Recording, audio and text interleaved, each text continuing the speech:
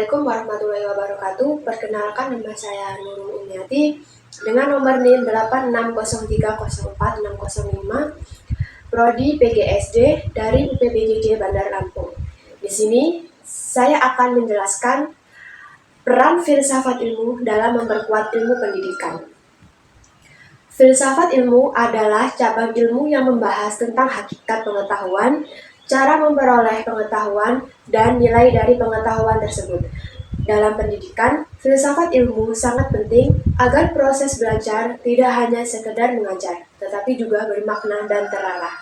Selanjutnya, peran filsafat ilmu dalam pendidikan yaitu filsafat ilmu berperan dalam 3 aspek utama, yaitu ontologi, epistemologi, dan aksiologi. Pertama, ontologi yaitu membahas tentang apa yang dipelajari dalam pendidikan. Melalui ontologi, kita memahami bahwa pendidikan tidak hanya bertujuan memberikan pengetahuan, tetapi juga membentuk karakter dan kepribadian peserta didik. Yang kedua, ada epistemologi, yaitu membahas bagaimana cara memperoleh pengetahuan. Dalam hal ini, filsafat ilmu membantu guru memilih metode pembelajaran yang tepat, seperti diskusi, eksperimen, atau pembelajaran aktif, sehingga proses belajar menjadi lebih efektif dan logis. Ketiga, aksiologi, yaitu membahas nilai dan manfaat dari ilmu. Artinya, ilmu yang diajarkan harus memiliki nilai kebaikan dan digunakan untuk hal yang bermanfaat bagi kehidupan. Selanjutnya, peran pendidikan terhadap filsafat ilmu dan pendidikan bersifat timbal balik. Pendidikan menjadi proses belajar, diskusi, dan penelitian. Peserta didik dapat mengembangkan cara berpikir kritis dan menghasilkan pengetahuan baru. Dengan demikian, pendidikan turut memperkuat dan menyeimbangkan filsafat ilmu itu sendiri.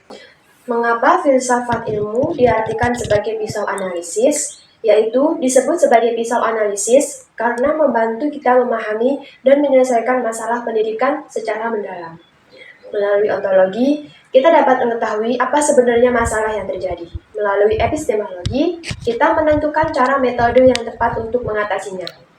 Dan melalui aksiologi, kita menilai apakah solusi tersebut baik dan bermanfaat. Dengan cara ini, keputusan dalam pendidikan tidak diambil secara sembarangan, tetapi berdasarkan pemikiran yang matang.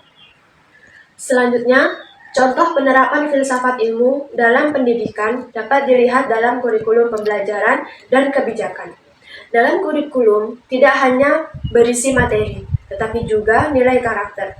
Dalam pembelajaran, guru menggunakan metode aktif agar siswa berpikir kritis, bukan hanya menghafal.